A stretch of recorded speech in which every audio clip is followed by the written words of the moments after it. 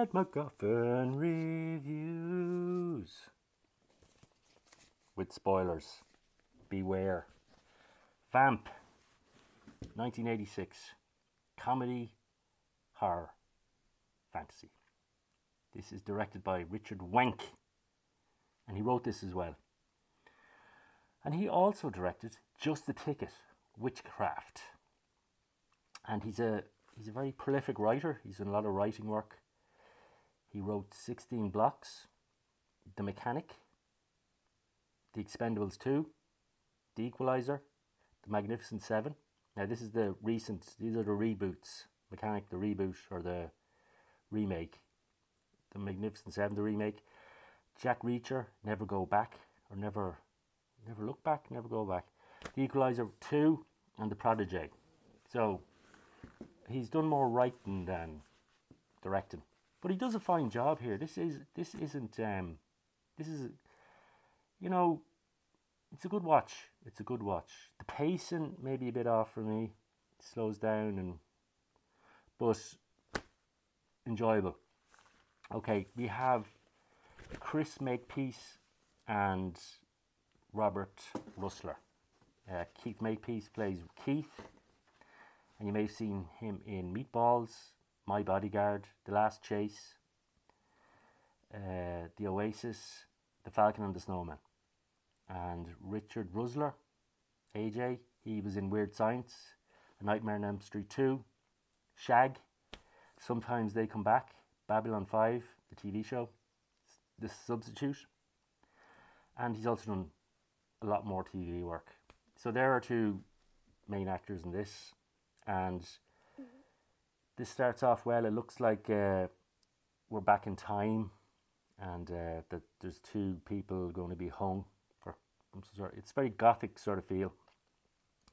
And we move along the credits and it's a college hazing, American college hazing, and they're tested to see will they welcome them into a fraternity, which is a house in college that, obviously these two characters want to get into. It's nicer than the accommodation they're in.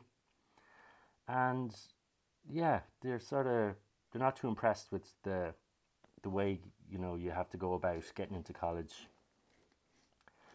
So they say to the head of the fraternity, look, now this movie is for 18s, this movie's for adults, so yeah, I'm going to talk about this, so close your ears, this is for adults only. Yeah, they need exotic dancers for the party. Wink, wink, nudge, nudge. Yeah, that type of dancer. Dancer that doesn't like to wear lots of clothes, let's say. And they decide to go to the city, which is 200 miles away. They need a car, and yeah, so we get our two heroes heading off to the city to find a dancer, let's say. And they use a guy called Duncan. He seems to have a lot of money. He's got a very nice room. It's like a wood panelled library. And Geddy Watanabe plays Duncan. So yeah, this Duncan's loaded. He's got 4 computers. He's got people doing his work, writing reports for him, and he's got a car. So what he wants in return is the two guys to be friends with him for, it's either a week or 2 weeks, I can't remember. So Gede Watanabe was also in 16 Candles, UHF, Gremlins 2, Gung Ho. He's done a lot of TV work, Seinfeld, ER, LA Law, and Mad About You. Also Ed TV, and Alfie and Parental Guidance, and he's done a lot more than that. That's tip of the iceberg. So he goes with them. They get to the city, and they have a place they're going to go and check out. It's called the After Dark Club. And while they're waiting to be after dark, they have a run-in with a gang led by an albino long-haired albino mean guy called Snowball or Snow, and he's played by Billy Drago. And you may have seen him in The Untouchables, Delta Force 2, The Hills Have Eyes, the remake, Pale Rider, Invasion USA, and he's done a lot of TV work, and he's also in Tremors 4. So he's a great bad guy. Once you see him, you'll know him. He's a real bad guy sort of face, real sinister. So he's in the calf, and they have a fight with him, and yeah, pretty nasty character. And his but they get out of there. AJ knows how to handle himself. AJ's a tough guy, and he makes light work of Snowman, or the Snowball or Snowflake. And the guys get to the club eventually, and yeah, this is a dancing club, an artistic female dancing club, if you know what I mean. And there's a waitress there, played by Dee Dee Pfeiffer, and she's called Alison, and she recognizes Keith, and she doesn't tell him how she knows him, but she seems to recognize him, and leaves him guessing as to who she is. Now, Dee Dee Pfeiffer is, trivia for you, the sister of Michelle Pfeiffer, and you may have seen her in Falling Down, Frankie and Johnny, Sybil, CSI New York, Big Sky, Friends, and she's great in this. She's a very likable actress, and yeah, she does a great job in this. Okay, so as the night goes on, a dancer comes on that AJ likes and thinks this is the dancer they want to get for the party. And she's a very striking dancer. She's played by Grace Jones, who plays Katrina in this. And she's also in A View to a Kill, Conan the Destroyer, and Boomerang. And she's also a big she had a lot of hits in the 80s with songs and music. She's yeah, check her out on YouTube, Grace Jones. Very striking visually, and she's great here as our vamp. She's the head vampire in this club. That's one thing about this movie that reminds me of it. The scenario reminds me a bit of From Dusk Till Dawn. Yeah, remember that movie, Quentin Tarantino? A bar run by vampires. So that's what we have here. We have all our dancers are vampires, and Katrina is the head vampire. AJ goes to her room after her dance, and he sees an Egyptian statue which looks a lot like her. It's like a sarcophagus that she may have slept in. So this is an ancient vampire, and she eventually bites AJ on the neck, and yeah, we lose AJ. So Keith is wondering, where's AJ? Where's AJ gone? He starts looking for him. He starts asking around the club, and yeah, no sign of him. Alison decides to help him, and says, "Look, let's go look in this hotel where the girls stay."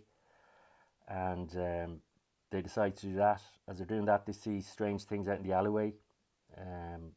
Or two of the people that work in the club are putting skips on a truck, and yeah, it's very sort of, we know that there's vampires there.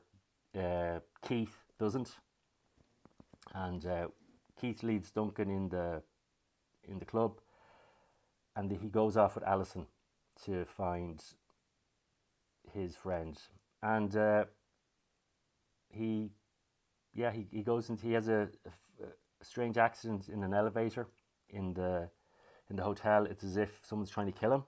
He survives that. He finds Alison again. Alison left the hotel, and she says that she couldn't find AJ there. So I think a gang come back as they're walking along, or something happens anyway that our man Keith ends up in a skip. He's hiding from someone. I think it's the gang, the Snowball gang or the Snowflake gang, because there's a few more of the gang are albino or have white hair like mine. And yeah, in the skip he sees Keith, or he sees AJ dead and another girl, and he gets out and he decides to call the police. And they call the police. They go to the club. The police come to the club, and the host of the club tries to cover his tracks, and lo and behold, AJ turns up again. But he's not looking too well. He's looking a bit peaky. He's looking a bit pale. And we find out that Katrina, or the bar is used to feed the people that come there that can't be traced. Maybe they haven't got, they're homeless, or they're from out of town. They're the targets for the people in the club, and you know, maybe someone that's there alone. But the fact that AJ and Keith are together, Keith knew that AJ went missing. So AJ's back. AJ's a vampire, and Katrina wants AJ to kill Keith and drink his blood, but AJ can't do it. He's a good friend. He decides to sacrifice himself and makes Keith stab him with a piece of timber and a stake through the heart. And yeah, that's AJ gone. So Keith decides to take retribution on the club. He decides to, you know, set fire to it. He pours brandy all over the place and sets it on fire. And he escapes through the basement with Alison. Now he's still sort of worried about Alison. Is she a vampire or not? And he escapes with Duncan. There's a bit of a car chase. What would you say? Familiars that work for the vampires chase Keith and Alison and Duncan, and there's a fairly good sort of car chase, and a sort of chicken. There's a car coming behind them and a car coming in front of them, and there's a good sort of good car stunts there. They escape, and they find out that Duncan is a vampire, and the car blows up, and we lose Duncan. So our two here, Alison and Keith, are on the streets trying to evade the vampires. The gang arrive again to sort of decoys for Alison and Keith. They can escape while the vampires are dealing with the Snowflake gang. There's one thing about this that it kind of annoys me. There's a lot of buildings that are lighted pink or green, and yeah, that sort of annoys me for some reason. It's like lazy sort of set dressing or lighting.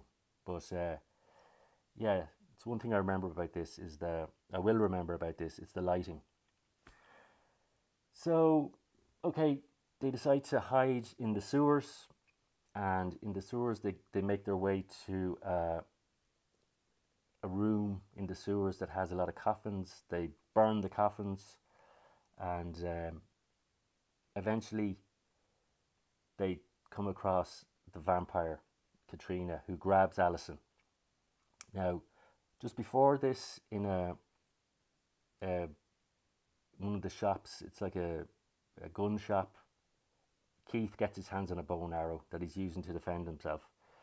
And when Katrina has Alison in like a neck hold, Keith fires an arrow and gets her, and Alison stabs her with a pipe through the heart. And we think she's out, she's down and out, but she's not. And she comes back at them again. But Keith remembers one of the golden rules to kill a vampire is sunlight. So we have dawn coming, we have the sun coming, and he knocks the ceiling above Katrina, and the sun floods in and kills her. And yeah, that's the nuts and bolts of this. I'm just going over the story of this because yeah, it's for me to remember as well. I can watch this video back and be reminded of the story. And oh yeah, there's someone else in this called Vic. He's the host of the club, and he's played by Sandy Barron, and he's also in The Grifters. Leprechaun 2, Sid and Nancy, Motorama, Birdie, and Straight Time. And he's very good, good as the host. So we guess, yeah, good actors here. As I said, likable actors. Dee Dee Pfeiffer, great. Grace Jones does not talk in this. She says nothing, which is a shame because she's got a great voice, and but she's very memorable as our vampire. And yeah, good cast. Duncan's very good as well. Gede Watanabe, and we have a very memorable a movie of its time. And is it the best vampire movie ever? I don't think so, but it is worth a watch just to see that sort of 80s vibe. And Grace Jones is a really cool vampire. And yeah, this to me looks like it's the